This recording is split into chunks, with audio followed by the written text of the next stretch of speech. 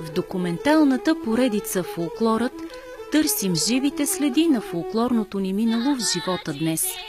В епизоди 44 и 45 екипът ни гостува в град Елин Пелин, за да срещнем зрителите с едни млади мъже, които още в младежките си години прозряват значението и нуждата от български традиции.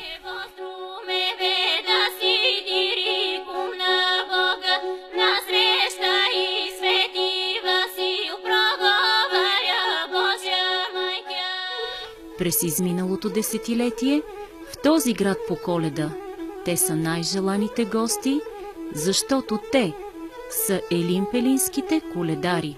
Леле, бара!